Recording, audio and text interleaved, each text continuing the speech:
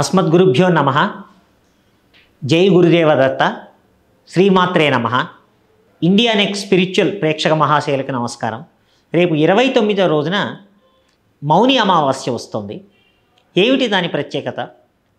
సామాన్యంగా అమావాస్య పితృదేవతలకి ఎంతో ఇష్టమైనటువంటి రోజు. ఆ రోజు పితృకార్యాలు చేయటం అన్నది చాలా విశేషమైనటువంటి పర్వదినం. పిండ ప్రదానాలు కానివ్వండి, అర్ఘ్యాలు కానివ్వండి, పితృదేవతలు ఇలాంటి అవకాశం కోసం చూస్తూ ఉంటారు. ఈసారి వస్తున్నటువంటి మౌని అమావాస్య కుంభమేళా జరుగుతున్నటువంటి సమయంలో వచ్చింది కనుక చాలా విశేషమైనది. అమావాస్య రోజు, అందులోనూ ప్రత్యేకించి మౌని అమావాస్య రోజు తలంటి స్నానం చేయటం అన్నది ముఖ్యం. అంటే తల తడుపుకోవటం అది సర్వ సామాన్యమైనదే. కానీ కుంభమేళా జరుగుతున్నది కనుక గంగా, యమునా నది, సరస్వతి త్రివేణి సంగమంలో మౌని అమావాస్య నాడు తలస్నానం చేయటం చాలా విశేషం. దానితో పాటు పిండ ప్రదానాలు, అర్ఘ్యాలు ఇస్తూ దాన ధర్మాలు కూడా పేదలకి చేయటం అన్నది విశేషమైన ఫలితం ఇస్తుంది.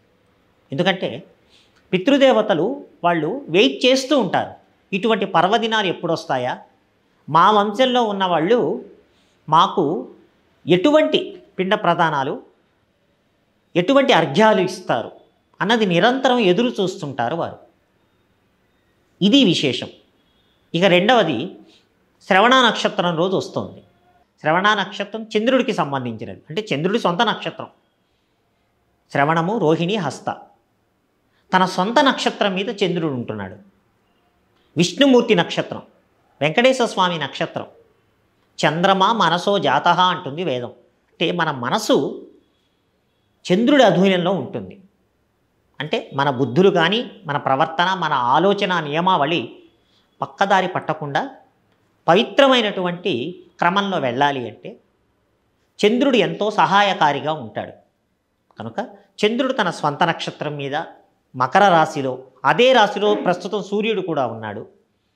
కనుక ఈ కాంబినేషన్స్లో తలస్నానం చేసి పవిత్రమైన కుంభమేళాలో త్రివేణి సంగమంలో చేసి, ఎందుకంటే ఈ కలయిక రావడం చాలా అరుదు.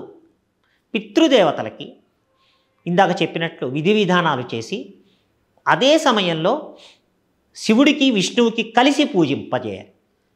ఎవరెవరు వాళ్ళ మంత్ర జపాలు కానివ్వండి, ఇతరత్ర స్తోత్రాలు కానివ్వండి, పూజలు కానివ్వండి.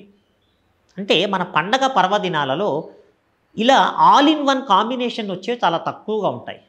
కనుక దాన్ని ఉపయోగించుకొని మౌనంగా ఉంటూ, అంటే మన ఎనర్జీ మనకి సేవ్ అవుతుంది కదా.